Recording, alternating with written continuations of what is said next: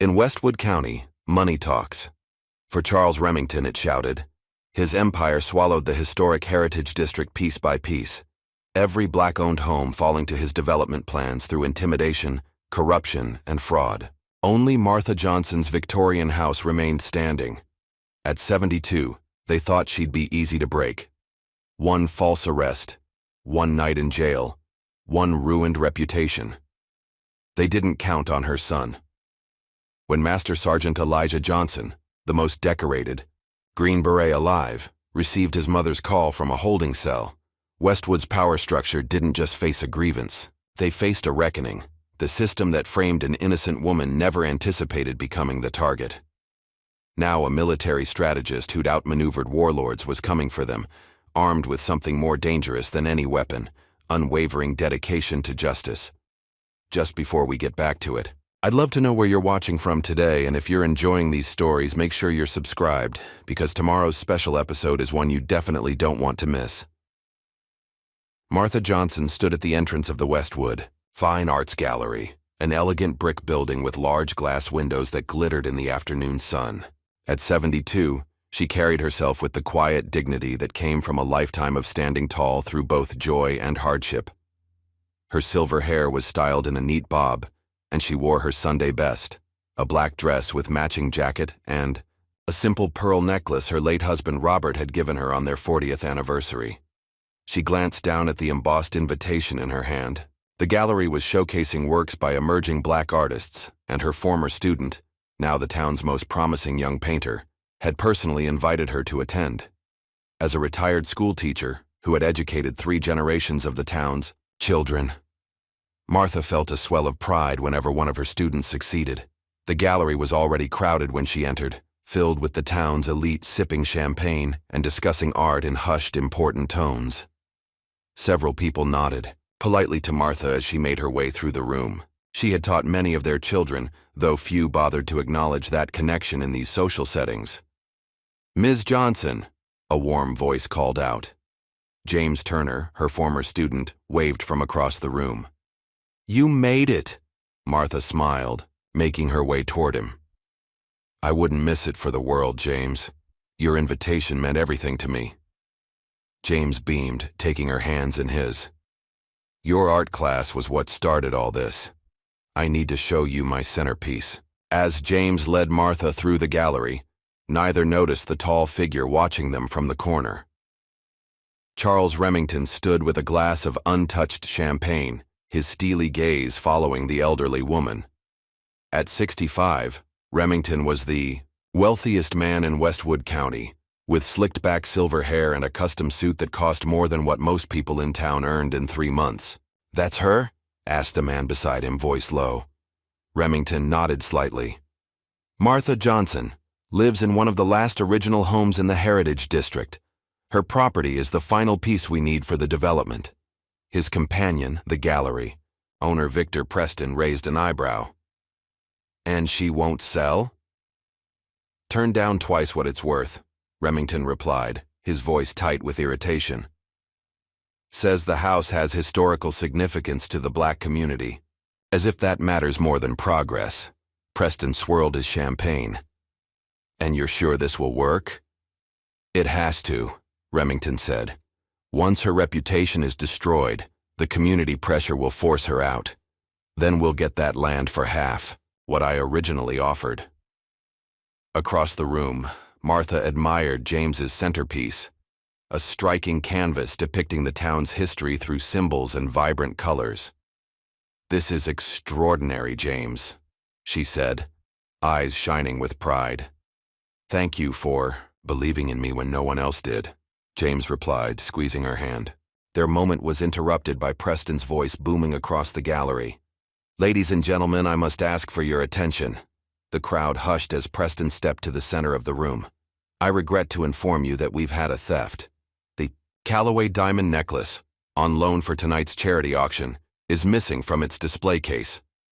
Gasps rippled through the crowd. The Callaway necklace was valued at over $1 million and had been prominently displayed in a glass case. Near the entrance, "Security has been notified and the police are on their way," Preston continued. I must ask everyone to remain in the gallery until the authorities arrive. Murmurs spread throughout the room as guests exchanged worried glances. Martha frowned, remembering the necklace display she'd passed on her way in. There had been nothing unusual about it then. James leaned closer to Martha. This is strange. That necklace was secure in a locked case with an alarm system. Indeed, Martha said, her eyes narrowing as she noticed Preston whispering to Remington. Something about their demeanor troubled her. 20 minutes later, 2 police officers entered the gallery. Officer Crow was tall and broad-shouldered with a perpetual scowl, while Officer Payne was shorter with close-cropped hair and darting eyes. Both headed straight for Preston, who immediately pointed in Martha's direction. Martha felt a chill as they approached her, their hands resting casually on their holsters. "Ma'am, we need to speak with you," Officer Crow said, his voice carrying, enough for nearby guests to hear.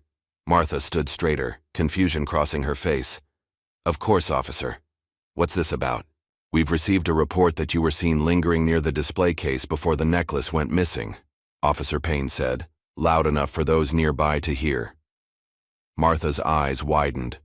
"That's not true. I only arrived 30 minutes ago and came directly to speak with Mr. Turner here." James stepped forward. "Officers, there must be some mistake. Ms. Johnson is a respected member of our community." "Sir, please step back," Crow ordered, cutting him off. "We need to ask Ms. Johnson some questions." Martha noticed several guests watching now, some with phones raised, recording the interaction. She felt her heart beating faster but kept her expression calm. "Officers, the security cameras will show." "I did nothing wrong," she said firmly. Preston stepped forward. "Unfortunately, our security system experienced a glitch this evening. The cameras were offline for about 20 minutes, right when the theft occurred." Martha's eyes narrowed slightly. This was no coincidence. "Ma'am, did you have your handbag?"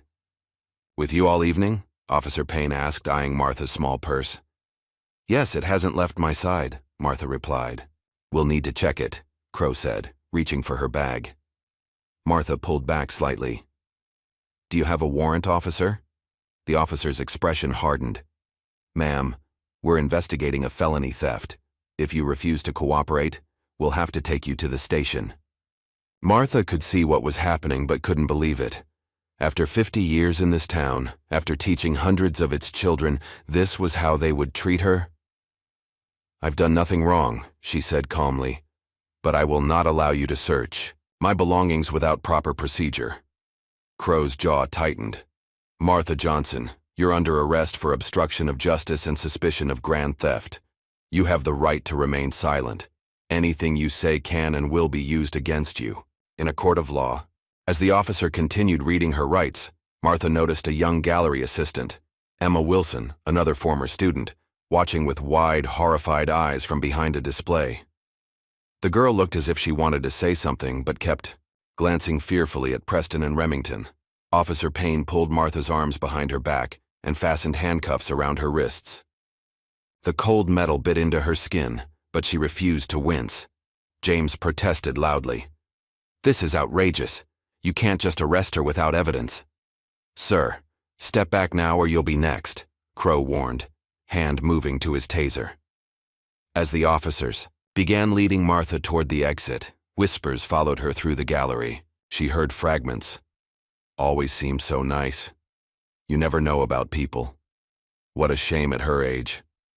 The stares burned into her back, a mixture of shock, judgment, and pity.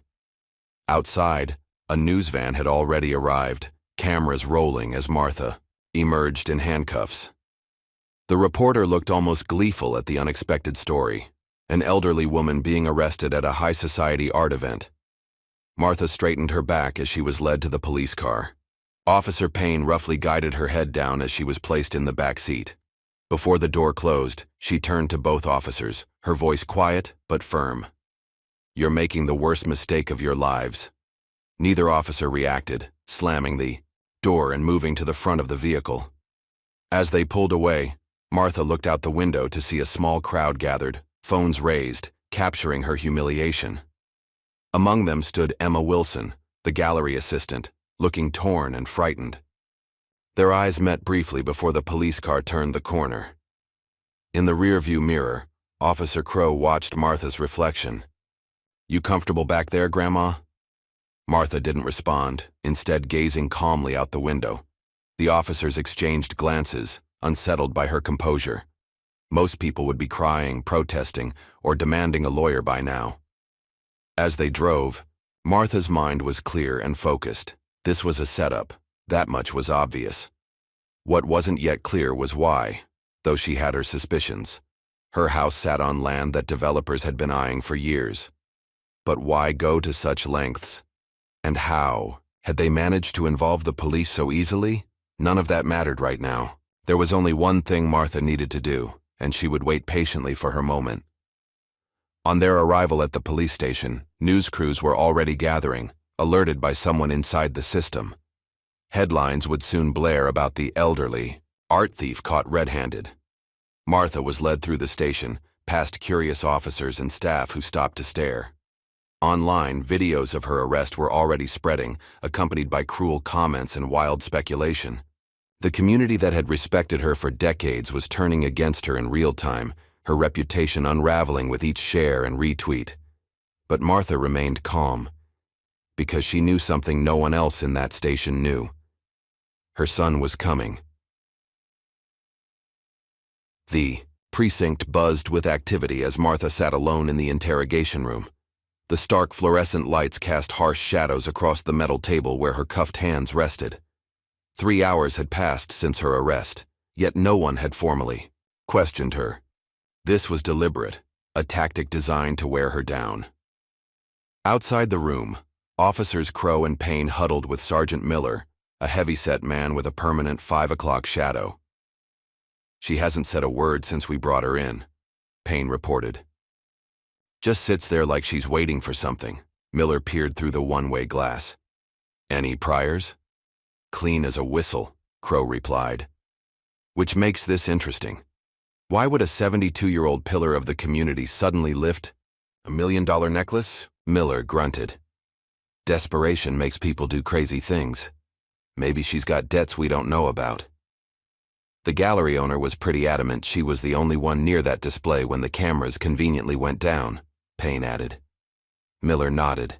"Keep her waiting another hour, then see if she's ready to talk. Judge Whitmore is standing by to deny bail if we need him to." As the officers dispersed, none noticed Detective Carter, a 30-year veteran nearing retirement, watching their conversation with narrowed eyes. He approached the desk sergeant quietly. "That elderly woman you brought in, what's her name again?" he asked casually. "Martha Johnson," the sergeant replied, barely looking up from his paperwork. Detective Carter stiffened visibly. "Martha Johnson from the Heritage District? Robert Johnson's widow?" "Yeah, that's her." "Why?" Carter shook his head slowly. "You boys have no idea what you've just done, do you?" Across town, in the elegant office of Judge Howard Whitmore, a private call was being taken. The judge, a silver-haired man with a perpetual tan and tailored suit, listened intently to the voice on the other end. "The Johnson woman needs to stay locked up at least through the weekend," Charles Remington's voice commanded through the speakerphone. "Long enough for the media to destroy what's left of her reputation." "And if she makes bail?" Whitmore asked. "Swirling bourbon in a crystal tumbler. Set it impossibly high. She's a flight risk due to the value of the stolen item." The judge chuckled. "A 72-year-old schoolteacher is hardly going to flee the country, Charles. Just do your job," Remington snapped. "Remember who financed your last campaign." The call ended abruptly, leaving Whitmore staring at the phone. He downed his bourbon in one gulp and reached for the bottle again. Something about this situation made him uneasy. Back at the station, Martha continued her patient vigil. They had offered her water several times, which she politely declined. Food had been brought and left untouched. Her stillness was beginning to unnerve the officers who periodically checked on her. Finally, the door opened, and Officers Crow and Payne entered with a file folder. "Mrs. Johnson," Crow began, his tone artificially pleasant. "We've been trying to piece together what happened tonight." Martha simply looked at him, her expression neutral. The gallery owner has provided a statement saying he saw you near the display case right before the theft was discovered. Payne continued, opening the folder to reveal photos of the empty display. A necklace worth over $1 million is missing. Things will go much easier for you if you just tell us where it is. Martha remained silent, her gaze steady. Crow leaned forward. Look, at your age with no priors, you could get a reduced sentence if you cooperate. But if we have to tear your house apart looking for that necklace, things get much more complicated. At the mention of her house, a flicker of understanding crossed Martha's face. This had never been about a necklace at all. I believe I'm entitled to make a phone call, she said, her voice calm and clear, the first words she'd spoken since arriving. The officers exchanged glances. Who are you planning to call? Your lawyer? Payne asked with a smirk. My son, Martha replied simply.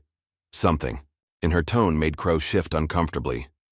Fine, one call, then we continue this conversation. They led Martha to a desk with a phone, removing one handcuff to free her right hand. A female officer stood nearby, watching closely. Martha dialed a number from memory and waited. 4,000 miles away in a secure military facility, Master Sergeant Elijah Johnson was reviewing mission parameters with his team when his secure line rang. Few people had this number, and fewer still would use it unless absolutely necessary. Johnson, he answered, his deep voice echoing in the suddenly quiet room. Elijah! Martha's voice came through, steady, but with an undercurrent only a son would recognize. I need you. The line went silent for 3 heartbeats. Where? Elijah asked. His tone shifted to something harder. Westwood County Police Department. Charges? Theft. And obstruction. It's a setup. Another beat of silence. I'm coming. Hold the line. In the briefing room, Elijah's team watched as their commander's expression changed. Though his face remained composed, something dangerous flickered in his eyes. The men exchanged glances. They recognized that look. It meant trouble was coming for someone.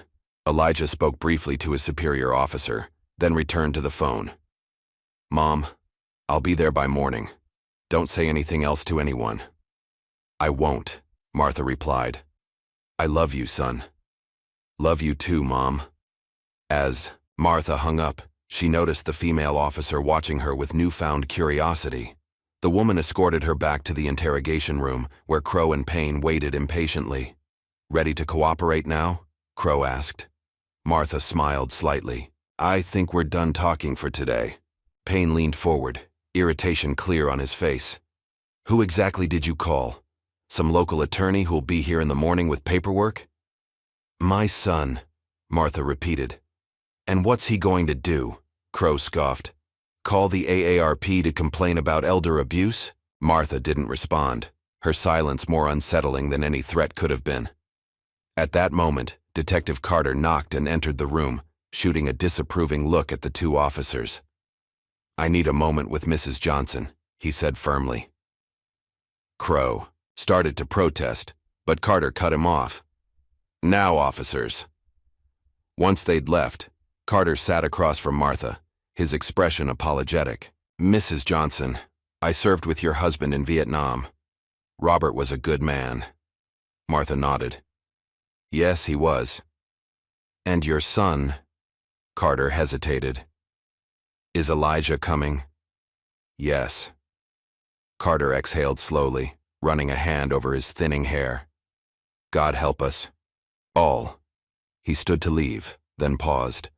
For what it's worth, I know you didn't steal anything. After Carter left, Martha was returned to a holding cell for the night. As she sat on the thin mattress, she heard officers whispering outside. Who's her son anyway? Asked a young officer.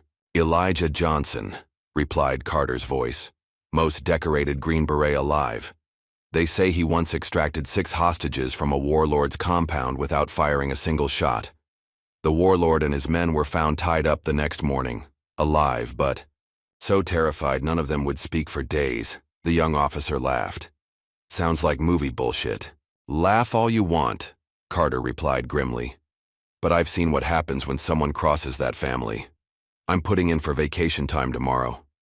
At the gallery, now closed and empty, Emma Wilson stood in the darkened main room, her heart racing. She had seen everything: the real thief slipping the necklace into a pocket, the whispered conversation with Preston, the deliberate targeting of Martha Johnson. But speaking up meant losing her job, her scholarship, maybe worse if Remington was involved. Her phone buzzed with a text from her boyfriend. "Did you see the news about that old lady stealing the necklace?" Crazy. Emma closed her eyes, shame washing over her. She knew the truth, but fear kept her silent. Across town, in his penthouse overlooking the city, Charles Remington received confirmation that Martha Johnson was in custody with no bail hearing until Monday. He smiled, pouring himself a celebratory whiskey. "By Monday, her reputation will be in tatters," he told his assistant. "The Heritage District will finally be ours. Call our media contacts. I want this story everywhere by morning." "Yes, sir," the assistant replied, making notes. "And if she somehow makes bail?" "She won't," Remington said confidently. "Whitmore will see to that." Neither man knew about the storm that was already heading their way. At a private airfield outside Washington, D.C., Elijah Johnson boarded a sleek jet, along with 2 men from his unit: Marcus Taylor, a communications specialist with a genius for extracting digital information, and David Wilson, a former lawyer turned special forces operator who knew how to navigate both legal and physical battlegrounds. "What's the situation?" Marcus asked as they settled into their seats. "My mother has been arrested on false charges," Elijah replied, his voice calm but edged with steel. "Someone is trying to get to her. Or to me." David's expression darkened. "Any idea who's behind it?" "Not yet, but we'll find out." Elijah's gaze was fixed on the horizon as the jet began to taxi. "And they'll wish they'd never heard my mother's name." As the plane lifted into the night sky, Martha Johnson closed her eyes in her cell, a slight smile on her lips. She had raised her son to stand against injustice wherever he found it. Now, those who had wronged her would learn exactly what that meant. Back at the station, Chief Henderson arrived for the night shift briefing, surprised by the unusual activity. "What's this I hear about arresting Martha Johnson?" he demanded. Sergeant Miller explained the situation, emphasizing the gallery owner's testimony and the value of the missing necklace. Henderson frowned. "And Judge Whitmore called personally." "About this case? Why would he care about a theft charge?" "Remington's involved somehow," Detective Carter interjected from the doorway. "And they've poked a hornet's nest. Elijah Johnson is coming to town." The chief's face paled. "Martha Johnson is Elijah Johnson's mother, the Green Beret." Carter nodded grimly. Henderson ran a hand over his face. "Get me everything on this case. Witness statements, evidence, all of it. Now." As the station erupted into frantic activity, Martha lay on her cell cot, serene amidst the storm building around her. Outside, the first rays of dawn were breaking over the horizon. Her son was coming. Home dawn broke over Westwood County with streaks of gold and crimson, cutting through the morning sky. Martha Johnson had slept little, the hard cot in her cell offering minimal comfort to her aging bones. Yet her eyes remained clear, and her resolve unshaken as she awaited her son's arrival. Word had spread quickly through the precinct overnight. The whispers started with Detective Carter, then traveled from officer to officer like electricity through a wire.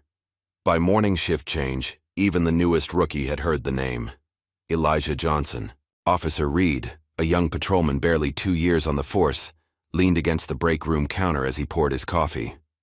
"So what's the big deal about this Johnson guy anyway?" he asked Officer Miller, who was grabbing a donut from the box on the table. Miller glanced around before lowering his voice. "You ever hear about that hostage situation in North Africa 3 years ago? American aid workers taken by terrorists?" Reed nodded. "Sure, they were rescued in some covert op. Big news for a week." That was him. Johnson led that mission. 6 hostages extracted without a single American casualty. What they didn't tell the public was how they found all 12 terrorists the next morning. "Dead?" Miller shook his head.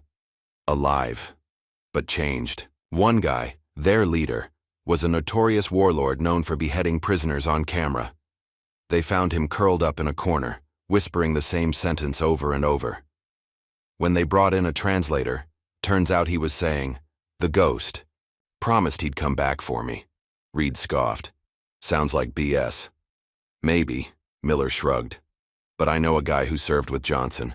Says he's the kind of man who can walk into a room and make hardened killers reconsider their life choices without saying a word. And now, he's coming here because we arrested his mother." The conversation was cut short as Chief Henderson burst into the break room, his face tight with stress. "I want everyone in the briefing room now." Across town, Charles Remington's morning began with his usual routine. A 5-mile run on his treadmill overlooking the city, followed by a protein shake prepared by his personal chef. As he scrolled through emails on his tablet, a news alert caught his attention. Local teacher arrested in high-value art theft. Remington smiled, tapping the link to read the full story. The article painted Martha Johnson as a once-respected community member who had perhaps turned to crime in her elder years. Quotes from anonymous sources suggested financial troubles might have motivated the shocking theft. His media contacts had done their job well. His satisfaction was interrupted by a call from Judge Whitmore. "Have you seen the news?" Remington asked by way of greeting. "I have," Whitmore replied, his voice unexpectedly tense. "But there's something you need to know. The Johnson woman's son is—" "I don't care about her family," Remington cut him off. "Just make sure she stays locked up through the weekend. By Monday, public opinion will have turned so far against her that no one will question when she's forced to sell her property."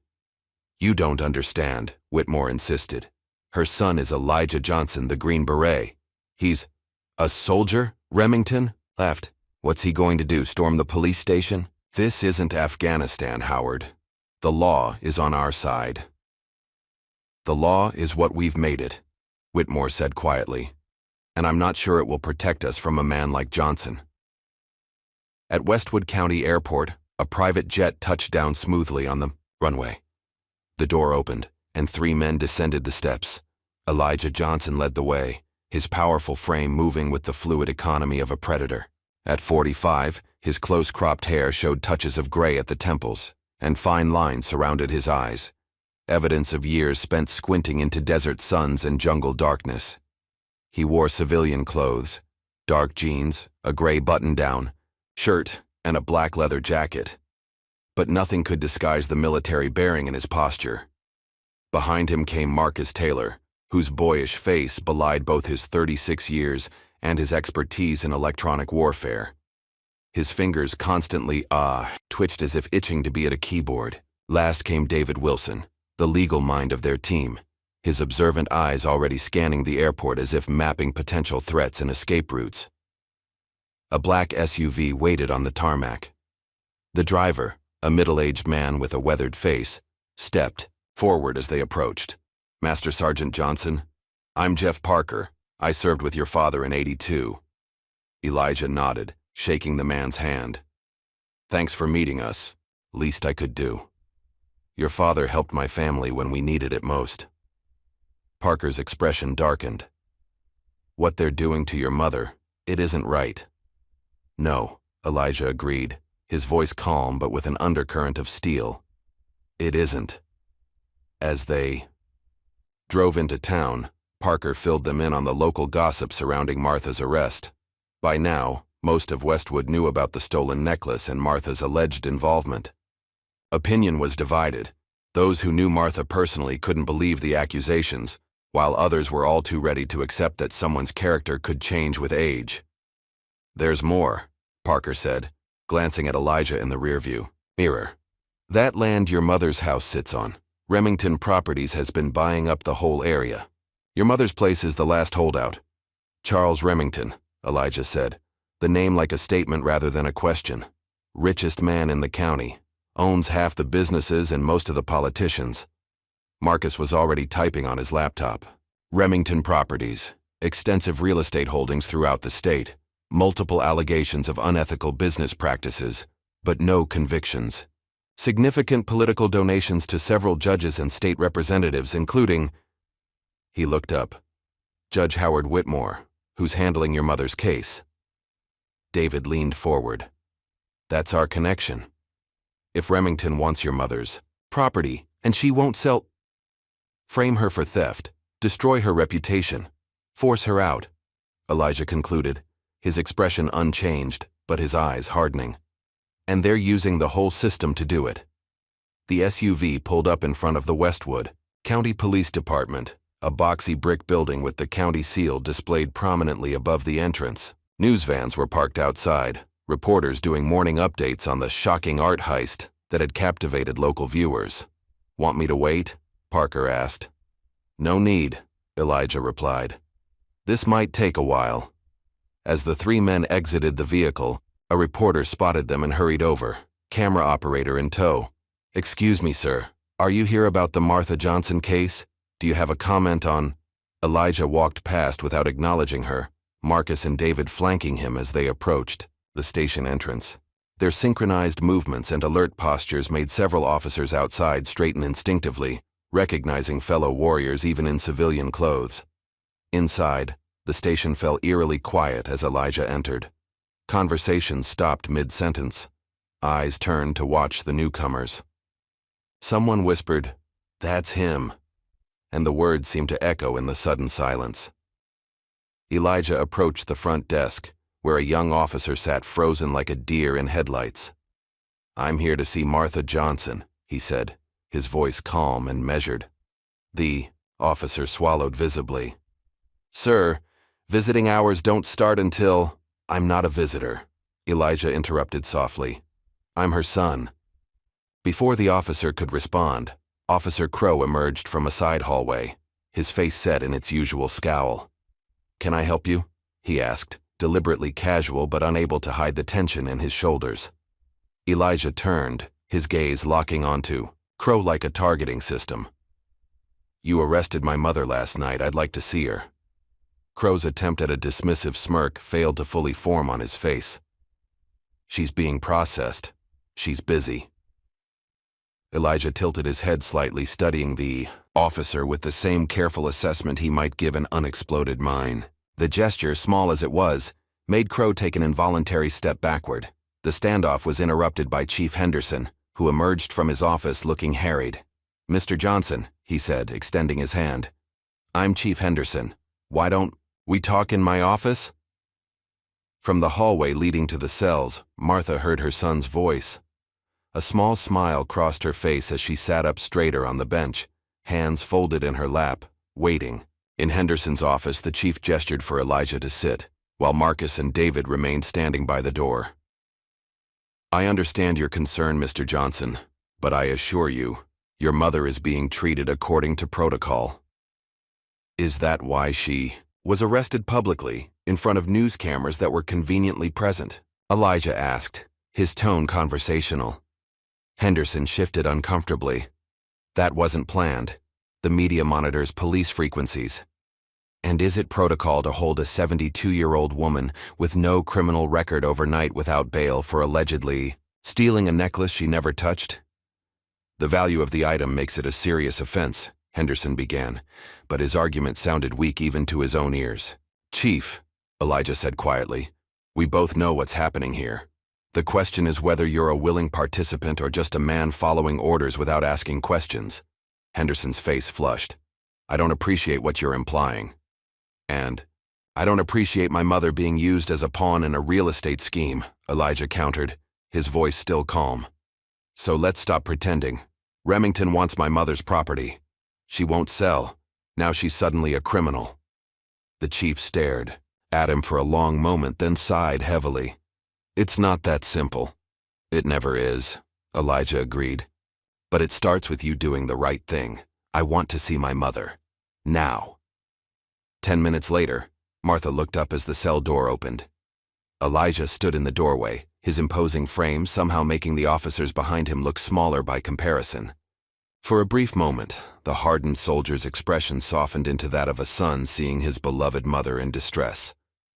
"Mom," he said simply. Martha rose with dignity, embracing him as he stepped forward. "I knew you'd come," she whispered. "Always," he replied, then turned to the officers. "Remove her handcuffs." Officer Payne hesitated. "We can't." "Now," Elijah said. the single word carrying such quiet authority that Payne found himself complying before he'd made a conscious decision to do so. As the cuffs came off, Martha rubbed her wrists and smiled at her son. "They think I stole a necklace from the gallery." "I know," Elijah replied, "but we're going to fix this." Outside the cell, David was already on his phone, calling in favors from former colleagues in the legal world. Marcus had somehow gained access to a computer terminal and was quietly working his way through layers of digital security. Chief Henderson watched them with growing unease, especially when he saw Detective Carter speaking intently with Elijah, occasionally pointing toward different officers and making notes. The precinct's atmosphere had shifted. What had been a routine arrest, even a moment of amusement for some of the more cynical officers, now felt like the opening moves of a battle they hadn't signed up for. Across town, Judge Whitmore was growing increasingly agitated as his calls to the police station went unanswered. Finally, his clerk brought him a message. Martha Johnson would be appearing for a bail hearing within the hour, far ahead of the Monday schedule he'd established. "Who authorized this?" he demanded. "Chief Henderson, sir. He said new information has come to light." Whitmore slammed his fist on the desk. "Get me Remington. Now." At the gallery, Emma Wilson arrived for her morning shift to find the place swarming with private security guards. Victor Preston paced nervously by the entrance, checking his watch every few seconds. "Mr. Preston?" she asked hesitantly. "Is everything okay?" "Fine," he snapped. "Just additional security after last night's incident. The exhibition is closed today. Go home." As Emma turned to leave, a tall man in a suit intercepted her at the door. "Miss Wilson?" he asked quietly.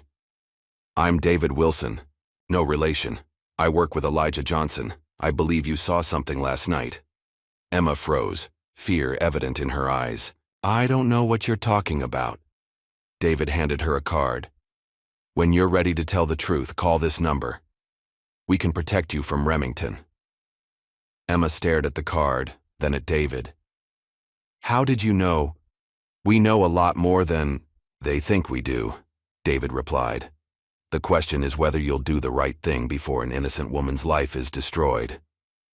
As David walked away, Emma slipped the card into her pocket, her heart racing. Meanwhile, at his penthouse, Remington was furious. "What do you mean she's getting a bail hearing today? You promised she'd be locked up all weekend." Judge Whitmore sounded equally agitated. "Her son is Elijah Johnson, the Green Beret, the most decorated—" "I don't care if he's Captain America," Remington shouted. "We had an agreement. You deny bail, period." "It's not that simple anymore," Whitmore argued. "Johnson has brought in heavy hitters. There's a former JAG lawyer with him who's friends with the state attorney general. They're already looking into the coincidence of news cameras being at the gallery during the arrest." "Then stick to the plan and deny bail," Remington insisted. "By the time they can appeal, the damage to her reputation will be done." "And what about my reputation?" Whitmore countered. "My career? If this goes sideways—" "Your career exists because I funded it," Remington reminded him coldly. "Remember that before you grow a conscience." The line went dead, leaving Whitmore staring at the phone. After a moment, he reached for the bourbon in his desk drawer, no longer caring that it was barely 10 a.m. Back at the station, Martha sat with Elijah in an interview room, now being treated as a visitor area rather than an interrogation space. She recounted everything that had happened at the gallery. "The necklace was there when I arrived," she explained. "I noticed it because it was beautiful. Diamonds set in platinum with sapphires. The display case was closed and locked." "Who else was near it?" Elijah asked. "Several people throughout the evening. Victor Preston was showing it to guests. There was a young security guard nearby. Emma Wilson, one of my former students, was helping serve champagne in that area." "And when did they claim it went missing?" "About 40 minutes after I arrived. Preston made the announcement, and within minutes those officers were there coming straight for me." Elijah nodded, making mental notes. "And Emma? How did she react?" "She looked frightened," Martha recalled. "Not surprised, frightened, like she knew something." Before Elijah could respond, Marcus appeared at the door.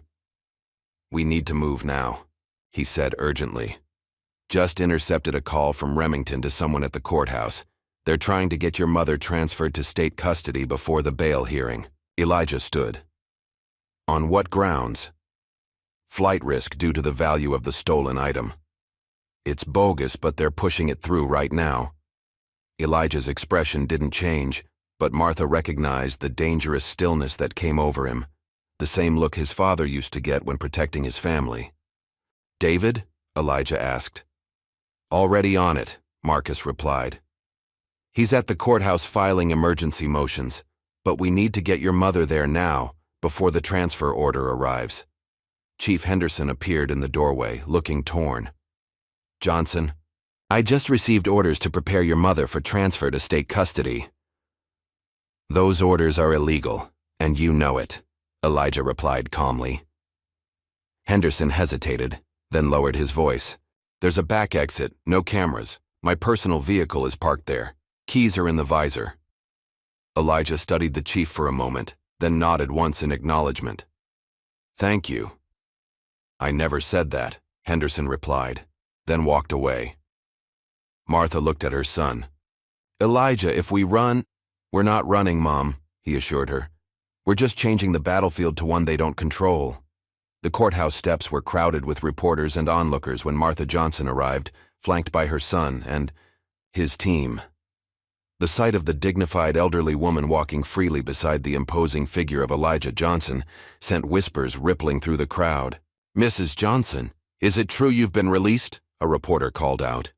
No charges have been dropped, David answered smoothly, guiding them through the throng. We're here for a properly scheduled bail hearing, as is Mrs. Johnson's right. Inside, the courthouse was a flurry of activity. Judge Whitmore had been unexpectedly detained according to his clerk, and Judge Sandra Reynolds would be presiding instead. Remington's lawyers were huddled in a corner, frantically making calls and shuffling papers. They didn't expect us to move so quickly, Marcus murmured to Elijah. They're scrambling. David nodded in agreement. Reynolds is fair, by the book. No connections to Remington that I could find. As they took their seats in the courtroom, Martha noticed Officer Crow and Payne enter, looking distinctly uncomfortable. Behind them came Victor Preston, the gallery owner, who deliberately avoided meeting Martha's eyes. The witness who claimed to see me near the display, Martha whispered to Elijah. Her son nodded slightly, his gaze fixed on Preston, with the calm assessment of a sniper choosing his moment. Judge Reynolds entered, a no-nonsense woman in her 60s with sharp eyes that missed nothing. I understand we have an unusual situation here, she began, reviewing the file before her. Mrs. Johnson was arrested last night, but no formal charges have been filed beyond the initial booking, yet there was an attempt to transfer her to state custody as a flight risk. Would the prosecution care to explain? The assistant district attorney, a young man named Thomas Fuller, stood nervously. Your Honor, given the value of the stolen item, we believe the prosecution has not provided a shred of evidence connecting my client to any theft, David interrupted, rising to his feet. No stolen property was found in her possession. No witnesses have provided sworn statements. The security cameras were conveniently non-functional. This arrest was made purely on the verbal accusation of the gallery owner, who has financial ties to developers interested in Mrs. Johnson's property. Fuller looked taken aback. Your Honor, this is the first I'm hearing of any connection to real estate matters. Judge Reynolds raised an eyebrow. Is the prosecution not prepared with basic facts about this case? There was pressure to expedite certain procedures, Fuller admitted, looking increasingly uncomfortable. From whom? The judge pressed. Fuller hesitated, glancing toward the gallery where Remington's lawyers sat. Your Honor, David continued, we have reason to believe this entire case is a fabrication designed to pressure my client into selling her home. We've filed a motion to dismiss all charges and are preparing a civil suit for false arrest and defamation. Judge Reynolds studied the papers before her, then looked directly at Martha. Mrs. Johnson, you have been a member of this community for over 50 years. You have no criminal record. The prosecution has presented no compelling evidence to justify your continued detention, let alone transfer to state custody. She turned to Fuller. Bail is set at $1,000, which I understand has already been posted. Mrs. Johnson is free to go pending further investigation. She banged her gavel once, then added, "And Mr. Fuller, I suggest you carefully review who's been directing your office's priorities in this matter. This court will not be used as a tool for real estate disputes." As they exited the courtroom, Elijah noticed Victor Preston trying to slip away unnoticed. With a slight nod to Marcus, who immediately moved to block the exit, Elijah approached the gallery owner. "Mr. Preston," he said quietly, "we need to talk." Preston's face went pale. "I have nothing to say to you." "That's unfortunate," Elijah replied, "because I have many questions. Like why security cameras failed only during the exact window when this theft allegedly occurred, or why news crews were pre-positioned for my mother's arrest, or perhaps most importantly," he leaned slightly closer, "where the Callaway necklace is currently hidden." Preston swallowed hard. "I don't know what you're talking about." "I think you do," Elijah countered. "And I think you know what happens next if you continue to participate in this fraud. My team has already accessed your banking records. That $50,000 deposit you received last night? Not very subtle." The gallery owner's eyes widened in shock. "You can't. That's illegal." "So is framing an innocent woman," Elijah replied, his voice still calm but carrying an edge that made Preston step back involuntarily. "I'm giving you one chance to make this right. Tell the truth about what happened, or the next conversation we have won't be nearly as pleasant." Before Preston could respond, one of Remington's lawyers appeared at his side. "Mr. Preston isn't making any statements, and you should be careful about making accusations without proof."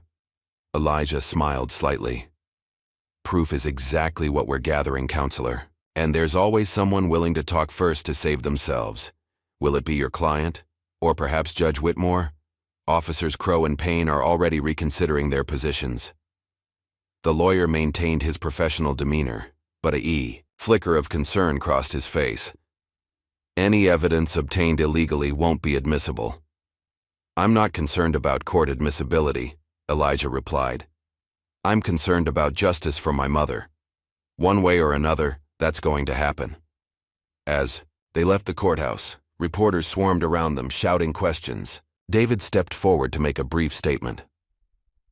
"Mrs. Johnson has been released pending further investigation. We are fully confident that all charges will be dropped once the truth emerges about this unfortunate misunderstanding." Martha walked, with her head held high, ignoring the cameras and questions. At the bottom of the steps, she was surprised to see a small group of her former students gathered with supportive signs. James Turner, the artist from the gallery, stepped forward and hugged her. "We know you didn't do anything wrong, Ms. Johnson," he said firmly, "and we're not going to let them destroy your reputation." Martha smiled, genuinely touched. "Thank you, James. That means more than you know." As they drove to Martha's home, Elijah laid out their next steps. Marcus is digging into Remington's finances and communications. David is preparing legal counterattacks on multiple fronts. I've got people looking for the gallery assistant, Emma Wilson. She's the key witness. "And what about the necklace?" Martha asked. "If I had to guess, it never left the gallery," Elijah replied. "It's probably hidden somewhere on the premises, ready to be discovered once you've been thoroughly discredited." When they arrived at Martha's house, a beautiful Victorian in the heart of the Heritage District, they found a small crowd of reporters had beaten them there. Elijah helped his mother through the throng, ignoring questions as they made their way to the front door. Inside, Martha sighed with relief to be home. The house was filled with memories, photos of her late husband, Elijah's childhood achievements, mementos from decades of teaching. This was more than property. It was her family's legacy. "This is what they're after?" Marcus asked, looking around appreciatively at the beautiful old home.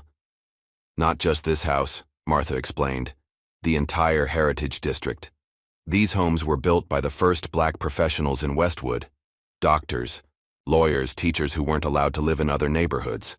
There's history here that can't be replaced by luxury condos." Elijah nodded, understanding completely why his mother had refused to sell, regardless of the price offered. Their planning session was interrupted by a call from David, who had remained at the courthouse. "You need to see this," he said when Elijah answered. "Judge Whitmore just arrived and he looks like he's about to crack. And Remington's lawyers are in full damage control mode. Keep eyes on them," Elijah instructed. "We're setting up here." No sooner had he hung up than Martha's phone rang. It was Emma Wilson. "Ms. Johnson," she said, her voice trembling. "I need to talk to you. About what really happened at the gallery." "Of course, Emma," Martha replied gently. "Where are you?" "At the coffee shop on Main Street. I'm scared, Ms. Johnson. They've been watching my apartment." Elijah took the phone. "Emma, this is Elijah Johnson, Martha's son. Stay where you are. I'm sending someone to bring you here safely." After dispatching Marcus to retrieve Emma, Elijah turned to his mother. "This is moving faster than I expected. Remington's operation is unraveling." Martha nodded thoughtfully. "Fear does that. These men are used to intimidating ordinary people who can't fight back. They don't know what to do when someone stands up to them." Meanwhile, across town, Charles Remington was in a rage, pacing his penthouse as his lawyers delivered the bad news. How could she get bail? Whitmore was supposed to handle this. "Whitmore never showed up at the courthouse," his head lawyer explained. "Reynolds took the case instead, and Johnson's team was prepared. They had motions filed, evidence of Preston's payment, everything." "What evidence? There can't be evidence of something that didn't happen legally." The lawyer shifted uncomfortably. "Sir, I think we need to consider cutting our losses. If this turns into a full investigation—" "I'm not giving up that land," Remington snapped. "The Heritage District project is worth hundreds of millions. One old woman and her soldier boy aren't going to stop me." "Sir, with respect," another lawyer interjected. "Elijah Johnson isn't just any soldier. His connections go all the way to Washington, and he seems to have resources we didn't anticipate." Remington stopped pacing. "What kind of resources?" "The kind that can access bank records without warrants. The kind that can trace calls between your office and Judge Whitmore. The kind that—" "Enough," Remington cut him off. "Get me Whitmore. Now." But Judge Whitmore wasn't answering his phone. After leaving the courthouse, he had gone straight to his weekend cabin, packed a bag, and started driving toward the state line. 30 years on the bench, all the power and prestige he'd accumulated, and now it was crumbling because of one elderly woman who wouldn't sell her house and her son, who wouldn't look the other way. As Judge Whitmore crossed the county line, his phone rang again. This time he answered.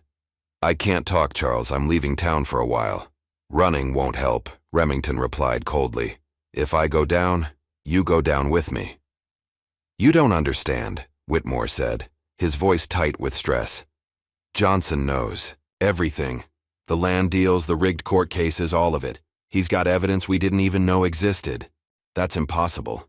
He's been in town less than a day." "He's not working alone," Whitmore insisted. "His team has been digging into our operations since last night. My clerk just called. They've subpoenaed all my records related to your developments." There was silence on the line for a moment. Then Remington asked, "Where are you going?" "Somewhere to think," Whitmore replied vaguely, suddenly wary. "Good idea," Remington said, his voice softening. "Lay low. This will blow over." As Whitmore ended the call, he didn't notice the dark sedan that had been following him since he left. The courthouse, or the man inside reporting his location to Elijah Johnson. Back at Martha's house, Emma Wilson had arrived, still shaking with nerves but determined to tell the truth. She sat in Martha's living room clutching a cup of tea between her hands. "I saw the whole thing," she confessed. "Mr. Preston took the necklace himself. He did it when everyone was distracted by James's speech about his artwork. Then he put it in his office safe. And then he claimed it was stolen," Martha nodded. "Did he tell you to lie?" "He said if I wanted to keep my scholarship and job, I needed to remember seeing you near the display case." Emma's eyes filled with tears. "I was too scared to speak up. I'm so sorry, Ms. Johnson." Martha reached out and took the young woman's hand. "You're speaking up now. That's what matters."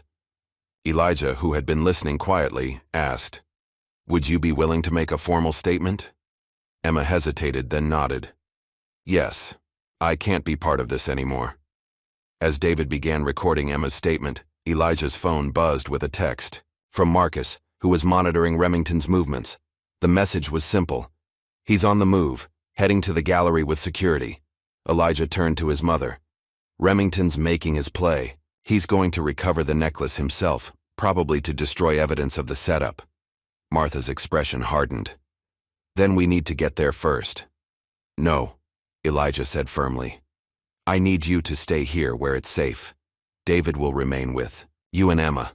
He turned to David. No one comes in. David nodded, his hand instinctively moving to the small of his back where Elijah knew he carried a concealed weapon. As Elijah headed for the door, Martha called after him. Elijah, be careful. Remington is desperate, and desperate men are dangerous. So am I, Mom, he replied with a slight smile. So am I. The Westwood County Courthouse stood as a monument to justice, a grand limestone building with tall columns and wide steps leading to heavy oak doors. Today those steps were crowded with protesters, reporters, and curious onlookers, all drawn by the rapidly evolving story of Martha Johnson's arrest and the allegations of corruption surrounding it. Inside, Courtroom 3 hummed with anticipation. Every seat was filled, forcing latecomers to stand along the back wall. The room was a perfect cross-section of Westwood. Elderly residents who had known Martha for decades, young activists outraged by her treatment, reporters scribbling notes, and legal observers drawn by rumors of high-profile corruption about to be exposed. Martha sat at the defense table, spine straight, hands folded calmly in her lap. She wore a simple black dress with a strand of pearls, the picture of dignified composure. Beside her, David Wilson arranged documents with methodical precision while consulting quietly with 2 additional attorneys who had joined their team overnight. These weren't local lawyers, but heavy hitters from the state capitol, known for taking on powerful interests and winning. Elijah sat directly behind his mother, a silent guardian whose presence seemed to fill more space than his physical form should allow. His calm watchfulness made several people in the gallery nervous, particularly Officer Crow, who kept glancing toward the exit as if calculating escape routes. District Attorney William Price entered from a side door, looking distinctly uncomfortable. His usual swagger was absent as he settled at the prosecution table, avoiding eye contact with Martha or Elijah. The DA typically sent junior prosecutors for initial hearings, but the high-profile nature of this case, and pressure from above, had forced his personal involvement. Something's wrong, Martha whispered to David. Price looks like he'd rather be anywhere else. David nodded slightly. Marcus found some interesting connections between Price's campaign finances and Remington Enterprises. He's realizing he's on the wrong side of history. The bailiff's voice cut through the murmurs. All rise. The Honorable Judge Patricia Lawson presiding. Judge Lawson entered. A tall black woman in her 50s with a reputation for zero tolerance for legal games or courtroom theatrics. Her appointment to the bench 10 years ago had been celebrated by the community as a historic step forward. Now her presence in this particular case felt like fate. Be seated, she said, settling into her chair and surveying the packed courtroom with sharp eyes. Let's get something clear from the start. This courtroom is not a theater, it is not a political arena, and it is certainly not a place for settling personal vendettas.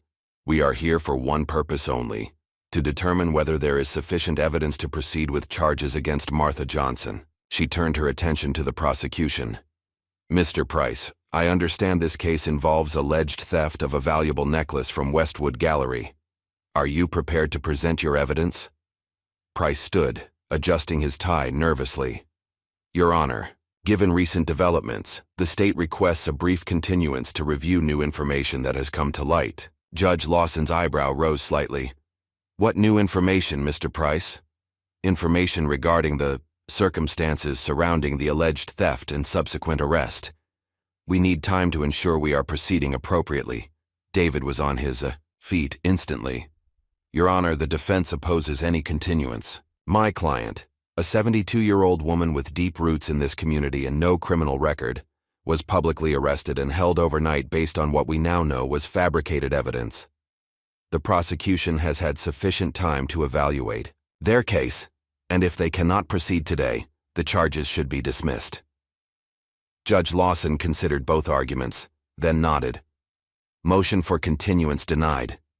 Mr. Price, call your first witness or dismiss your charges. Price hesitated, then reluctantly responded.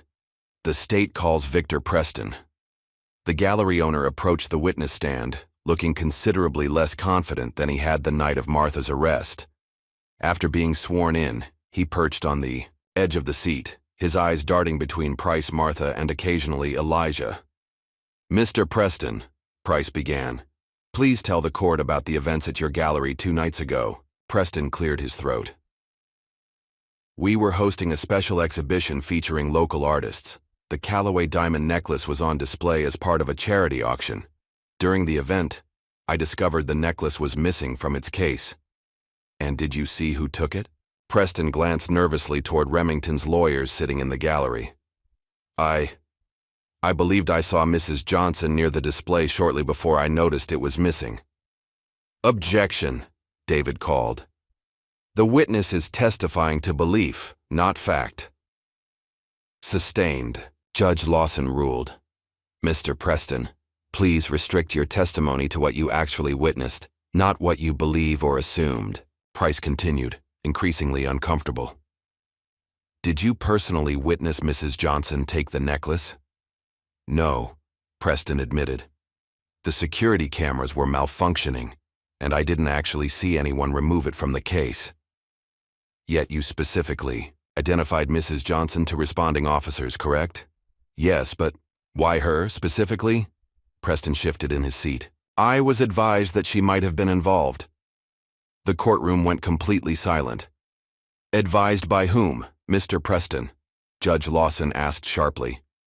Preston's eyes darted to Remington, who sat stone-faced in the gallery. I'd rather not say. Mr. Preston, you are under oath, the judge reminded him. Who advised you to identify Mrs. Johnson? After a tense moment, Preston whispered, Mr. Remington. The courtroom erupted in murmurs. Judge Lawson banged her gavel once, restoring order. And why would Mr. Remington advise you to accuse Mrs. Johnson specifically? David asked, taking over the questioning. Objection, Price called. Defense counsel is cross-examining during direct examination. Your Honor, David responded, it's clear the prosecution is struggling with their own witness. In the interest of efficiency, perhaps I should proceed with cross-examination now. Judge Lawson nodded. Given the circumstances, I'll allow it. Mr. Preston, please answer the question. Preston looked like a man watching his life crumble before his eyes. Mr. Remington wants to develop the Heritage District. Mrs. Johnson's house is the last property he needs, but she refuses to sell. He said if her reputation was damaged, she'd be forced to leave. More gasps and murmurs rippled through the courtroom. And the necklace? David pressed. Was it actually stolen? Preston stared at his hands. No. Where is it now? In my office. Safe. Judge Lawson's expression hardened. Mr. Preston, are you admitting to filing a false police report and fabricating evidence that led to the wrongful arrest of Mrs. Johnson? Yes, Your Honor, Preston whispered. I was promised financial support for the gallery if I cooperated. I received a payment the night of the arrest. David placed a document before the judge. Your Honor, bank records showing a $50,000 wire transfer from a shell company owned by Remington Enterprises to Mr. Preston's personal account, processed 90 minutes after my client's arrest. As the evidence mounted, several members of the jury exchanged shocked glances. They had been selected that morning, 12 citizens of various ages and backgrounds, all watching as the prosecution's case disintegrated before their eyes. One juror in particular, an elderly black woman who had been taking detailed notes, fixed Charles Remington with a stare so piercing that the wealthy developer actually looked away first.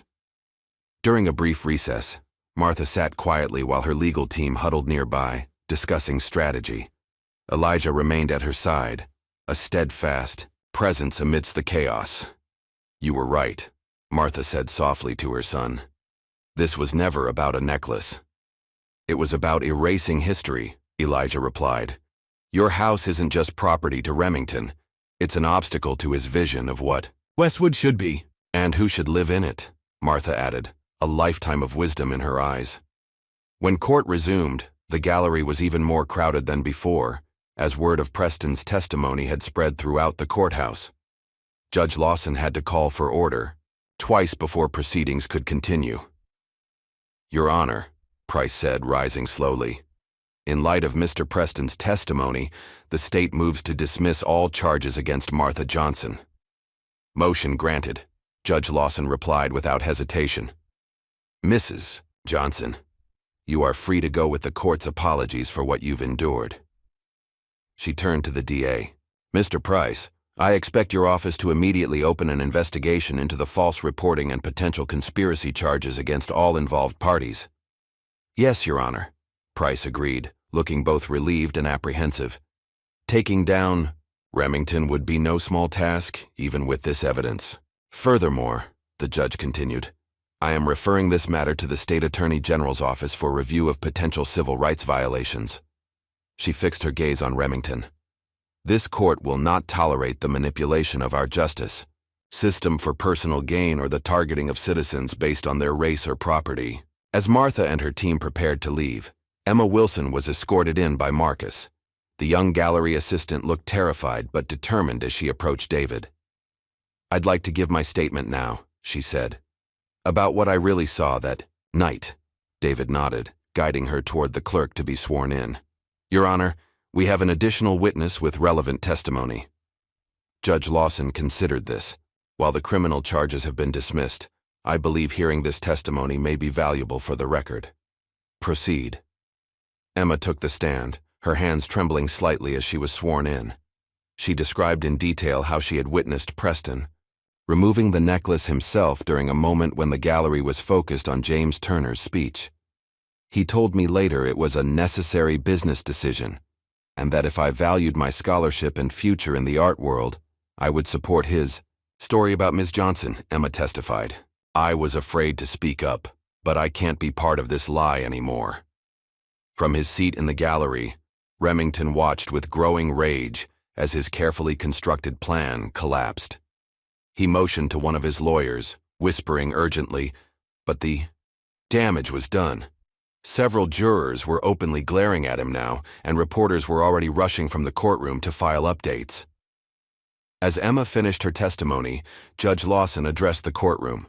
In light of today's revelations, this court will remain in session to hear motions regarding potential criminal actions by those who orchestrated this fraud. Mr. Preston will remain in custody pending charges of perjury, false reporting, and conspiracy. She turned to where Remington sat. Mr. Remington, while you are not currently charged, I strongly advise you not to leave the jurisdiction. Bailiff, please ensure Mr. Remington understands he is to remain available to this court. The bailiff moved toward Remington, who stood abruptly. This is outrageous. You can't detain me. I've done nothing wrong. Sir, please be seated, Judge Lawson ordered firmly. Do you know who I am? Remington demanded, his composure finally cracking. I built this town. I fund your campaigns. I decide who succeeds here. The outburst silenced the courtroom. Judge Lawson's expression could have frozen fire. Mr. Remington, you are in contempt of court. Bailiff, take him into custody. As Remington was led away, protesting loudly, Martha turned to Elijah. It's not over, is it? No, Elijah replied quietly. But it's a good beginning. The morning after Preston's explosive testimony, Westwood awakened to headlines dominating local and even some national news outlets. Developers schemed to force black homeowner out backfires and decorated green. Barrett exposes corruption in hometown. The story had everything: racism, corruption, a respected elder, a military hero, and the downfall of a powerful man who thought himself untouchable. For Martha Johnson, however, the victory felt incomplete. As she prepared breakfast in her kitchen, the same kitchen where she had raised Elijah, where she and Robert had built their life together, She thought about the broader implications. There are others, she told Elijah, who sat reading through documents Marcus had prepared. Other families who sold their homes to Remington because they couldn't fight back the way we did. Elijah nodded, understanding his mother's concern. David is already looking into it. If there's a pattern of intimidation or fraud, those sales could be challenged. A knock at the door interrupted their conversation. David entered, looking both pleased and concerned. Judge Whitmore has agreed to cooperate, he announced. After he was picked up trying to cross the state line, he spent a night in a cell, probably his first time experiencing his own system from that perspective. He's ready to tell everything about Remington's operations. That's good news, Martha said. There's more, David continued. The state attorney general is personally taking over the investigation, and the FBI has opened a file on Remington for potential civil rights violations, racketeering, and witness intimidation. And the bad news? Elijah asked, recognizing David's expression. Remington made bail this morning. His lawyers got him before a friendly judge, one of the few he still has influence with. And he's called an emergency board meeting at Remington Enterprises. We think he's trying to move assets or destroy evidence. Elijah stood, decision made. We need to meet with Whitmore now. An hour later, they sat in a conference room at the county jail. Judge Howard Whitmore, once one of the most powerful men in Westwood, now wore a standard-issue jumpsuit, his usually perfect hair disheveled, his confident demeanor replaced by nervous exhaustion. I never meant for it to go this far, he began, avoiding eye contact with Martha. It started small, favorable rulings on zoning issues, expedited permits. But Remington kept asking for more. When did it move from unethical to criminal? David asked, recording the conversation. 3 years ago. That's when he started targeting the Heritage District. The initial offers to homeowners were fair, even generous. But when some refused to sell, especially the older residents with deep ties to the neighborhood, Remington became obsessed. And, my mother's house? Elijah asked quietly. Whitmore finally looked at Martha. Your property is the cornerstone of his development plan. Without it, the entire project collapses. That's why he was willing to go to such extremes. Tell us about the others, Martha pressed. The people who sold because they were frightened or pressured. Whitmore sighed. There were citations for code violations that didn't exist. Loan applications mysteriously denied. One family had their water shut off for weeks despite paying their bills. Another found their property taxes suddenly reassessed at double the value, all orchestrated by Remington, with help from officials like me who looked the other way or actively participated. As Whitmore continued detailing the systematic corruption, Martha's expression grew increasingly troubled. The scale of Remington's operation was far greater than she had imagined. This isn't just about my house anymore, she said when Whitmore finished. This is about justice for everyone he's hurt. Elijah nodded, a plan already forming. Whitmore's testimony gives us leverage, but Remington still has resources and connections. We need to move quickly. Outside the jail, as they walked to their car, David received an urgent call from Marcus. You need to get to the courthouse now, Marcus reported. Remington's lawyers are filing for a gag order to prevent Whitmore's testimony from becoming public. They're also challenging the legality of Emma Wilson's statement. On what grounds? David demanded. They're claiming she was coerced by Elijah, that his military background and reputation intimidated her into changing her story. Martha shook her head in disbelief. That poor girl came forward on her own conscience.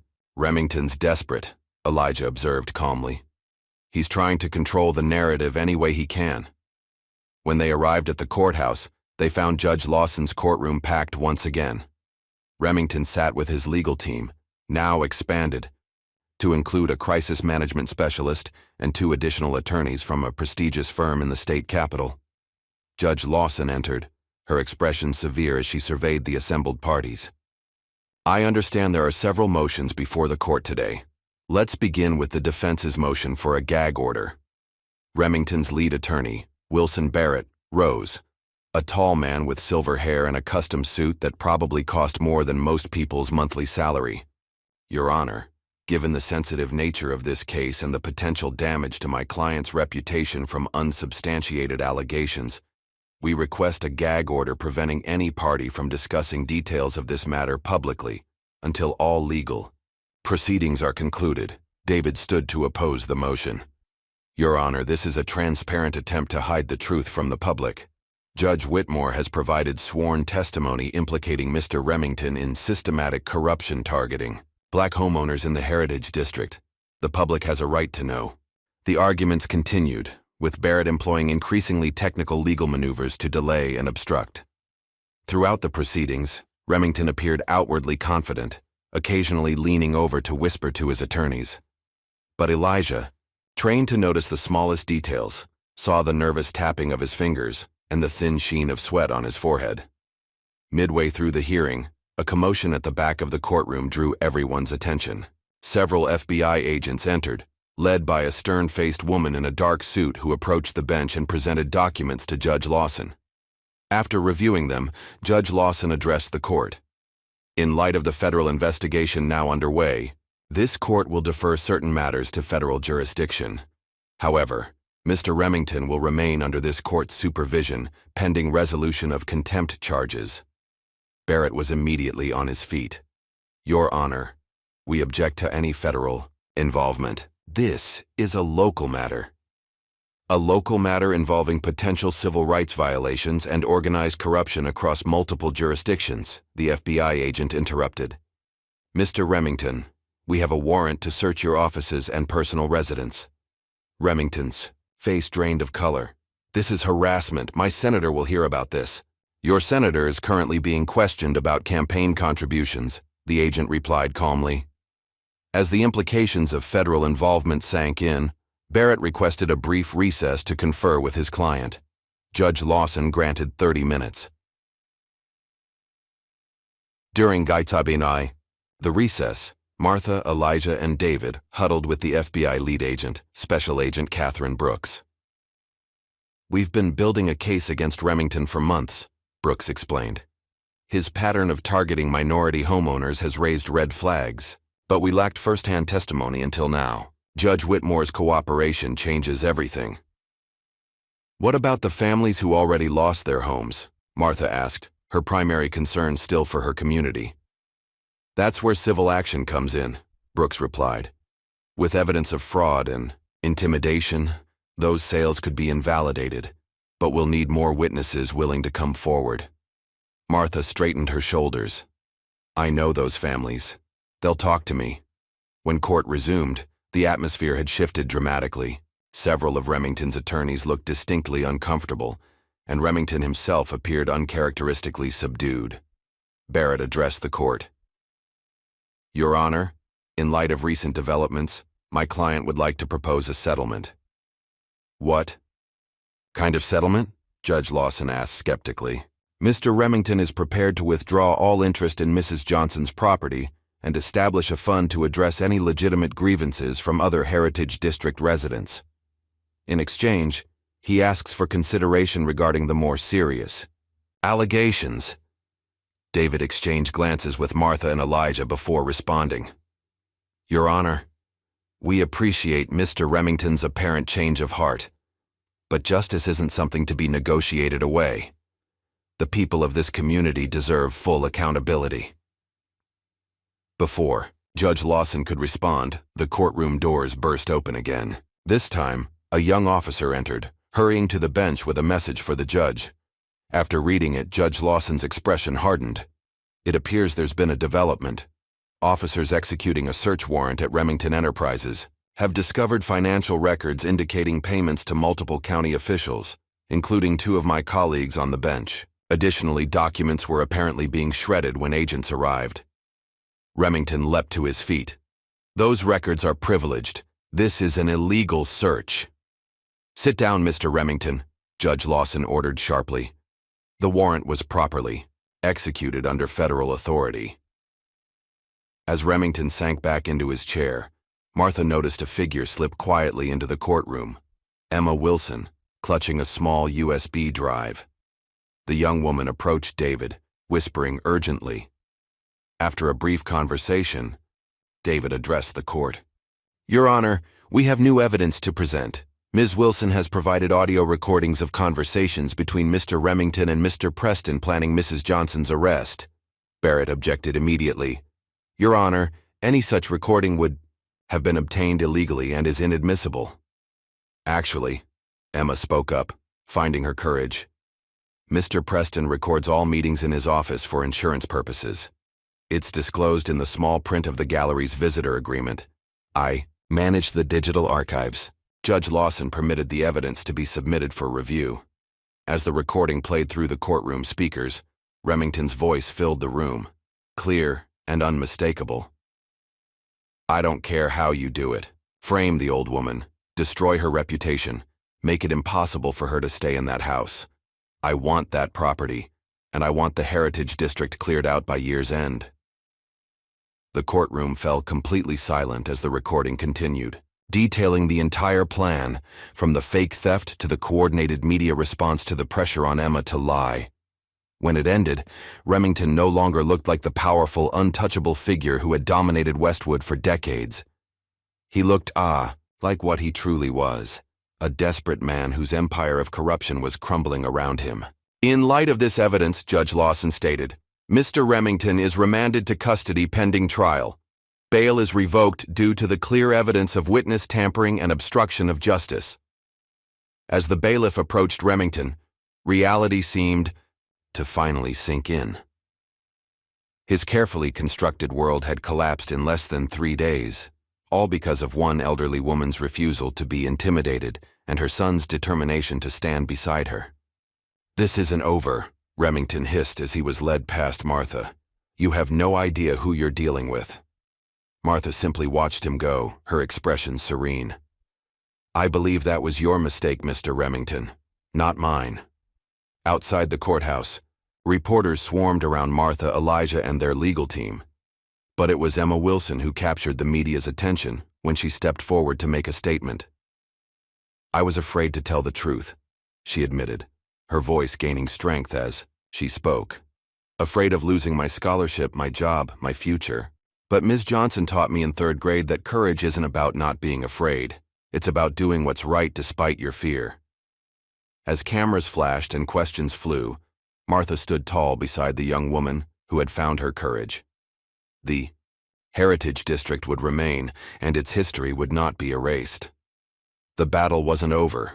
There would be more legal challenges, more resistance from those whose corruption had been exposed. But today, justice had prevailed, and Martha Johnson was going home. The Westwood County Courthouse had never seen a trial like this one.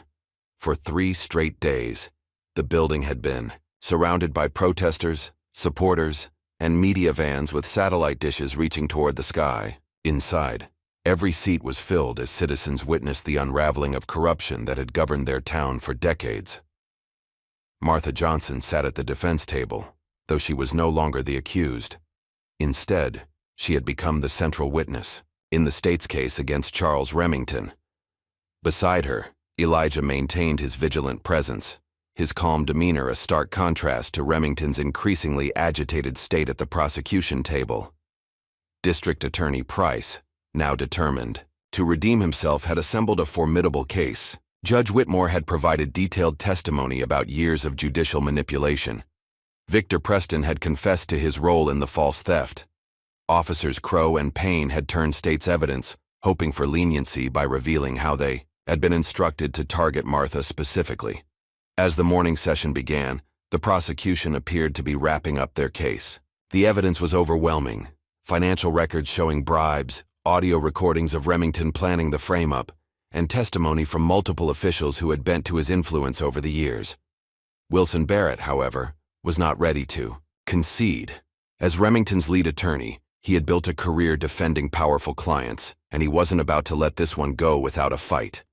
Your Honor, Barrett addressed Judge Lawson, the defense moves for a mistrial on the grounds of prejudicial media coverage. Mr. Remington cannot possibly receive a fair trial in this environment of public hysteria. Judge Lawson's expression remained neutral as she considered the motion.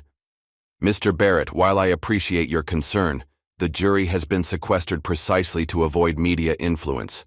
Motion denied. Barrett changed tactics. Then we moved to exclude the audio recordings provided by Ms. Wilson on the grounds that they may have been edited or manipulated. The FBI forensic team has authenticated those recordings, DA Price countered. Their chain of custody is well documented, and Ms. Wilson has testified under oath regarding their origin. Judge Lawson again denied the motion, her patience visibly thinning. Barrett leaned toward Remington, whispering urgently. Remington's face darkened as he shook his head sharply, clearly disagreeing with whatever his attorney was suggesting. Your Honor, Barrett tried once more. Given the complexity of this case and the severe charges, we request a continuance to better prepare our defense. David rose from his seat. Your Honor, if I may, this appears to be yet another delay tactic. The prosecution has presented its case in a straightforward manner, and the defense has had ample time to prepare. I agree, Judge Lawson ruled. Motion denied. Mr. Barrett, please proceed with your defense. Barrett hesitated, then straightened, his shoulders. The defense calls Charles Remington to the stand. A murmur ran through the courtroom. This was an unexpected and risky move. Putting Remington on the stand would expose him to cross-examination by Price, who had grown increasingly effective as the trial progressed. Remington took the oath and settled into the witness chair, projecting confidence despite the circumstances. His tailored suit and perfect grooming stood in stark contrast to his current status as a defendant facing serious charges. Mr. Remington, Barrett began, could you please explain to the court your relationship with the Heritage District Development Project? Of course, Remington replied smoothly. Westwood Revitalization Initiative is a comprehensive urban renewal project designed to improve housing, create jobs, and stimulate economic growth in an underserved area. My company has invested millions in planning and preliminary work. And Mrs. Johnson's property? A key location, yes, but hardly the cornerstone it's been made out to be, Remington said dismissively. We made her multiple generous offers, well, above market value. Her refusal to sell has delayed a project that would benefit the entire community. Barrett led Remington through a carefully scripted testimony that portrayed him as a misunderstood businessman whose only crime was an overzealous approach to progress. He denied direct involvement in Martha's arrest, suggesting overeager employees might have misinterpreted his wishes. Throughout this performance, Martha watched quietly, her expression thoughtful rather than angry. Elijah's face remained impassive, though his eyes never left Remington. When Barrett finished, DA Price approached for cross-examination. Mr. Remington, you've portrayed yourself as a champion of progress and community improvement. Is that accurate? I believe my record speaks for itself, Remington replied confidently. Price nodded, then placed a document on the projector screen. This is the original development plan for the Heritage District, is it not? It appears to be, yes. Could you please read the highlighted section on page 3? Remington hesitated, then read aloud. Phase 2 involves complete demolition of existing structures to maximize property values and attract premium retail tenants. Complete demolition, Price repeated. Not renovation or preservation. You intended to erase every trace of the historic homes in the Heritage District, homes built by the first black professionals in Westwood. Urban renewal requires difficult choices, Remington defended. Difficult choices, Price echoed. Like choosing to frame an elderly woman for theft when she wouldn't sell her home. I never ordered any such thing. Price played a portion of the recording where Remington's voice clearly said, frame the old woman. Destroy her reputation. Then he displayed bank records showing payments to Preston, Whitmore, and others involved in the scheme. Are you suggesting these payments were also made without your knowledge? Price asked. Remington's composure began to crack. Those recordings are taken out of context, and those payments were legitimate business expenses. Business expenses for what service exactly? Consulting, Remington snapped. Looking after my interests. Your interests, Price repeated, which apparently included targeting Mrs. Johnson specifically. He displayed an email from Remington to his project manager. The Johnson property is non-negotiable. Get it by any means necessary. As cross-examination continued, Remington's testimony unraveled further. His denials became less convincing, his explanations more convoluted. When Price confronted him with evidence that he had attempted to bribe a juror during the preliminary hearings, Remington finally lost his carefully maintained composure. "Do you have any idea what it takes to build something in this town?" he demanded, his voice rising. "The red tape, the committees, the endless delays. Nothing would ever get built if I followed every rule and regulation." "So you believe you're above the law?" Price asked quietly. "I believe I get things done." Remington shot back. "I've created more jobs and generated more tax revenue than anyone in Westwood's history. A few shortcuts are sometimes necessary for the greater good." "Shortcuts like falsely accusing Mrs. Johnson of theft?" Remington glared across the courtroom at Martha. She was offered fair compensation.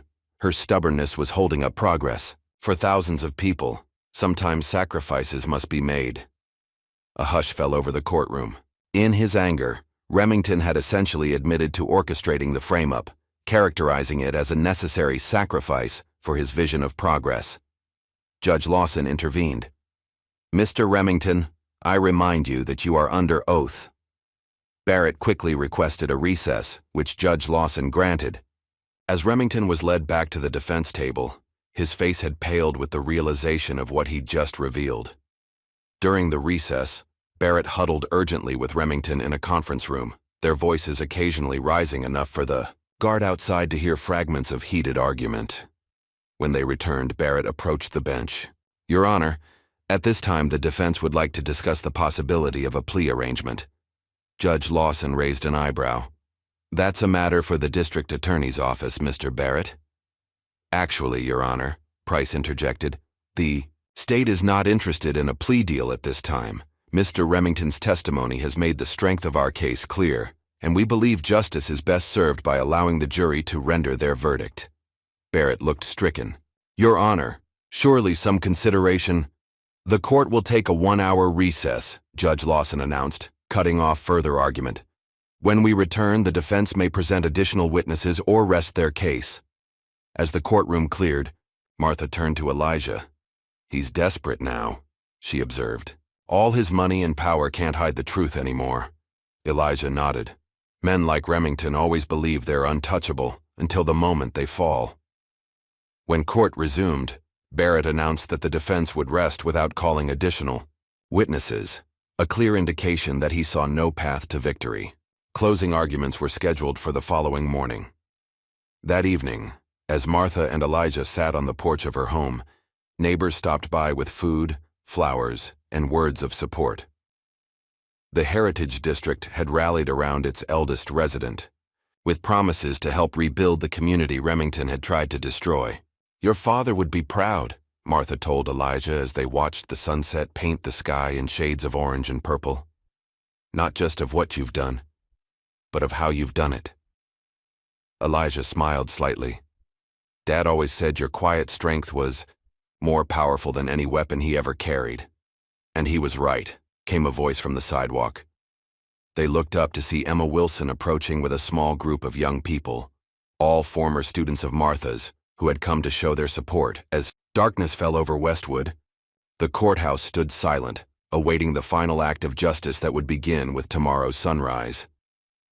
Across town, in a secured hotel room where the jurors were sequestered, 12 citizens discussed what they had witnessed. Their deliberations would be brief. Morning light streamed through the stained glass windows of the Westwood County Courthouse, casting colorful patterns across the crowded gallery. The atmosphere was tense with anticipation as Judge Lawson took her place on the bench. Today would mark the end of Charles Remington's power over Westwood, not with the dramatic confrontation he might have imagined, but with the methodical application of law and truth that he had spent decades circumventing. Closing arguments were brief and powerful. Price meticulously outlined the evidence of corruption, fraud, and abuse of power that had terrorized the Heritage District and targeted Martha Johnson.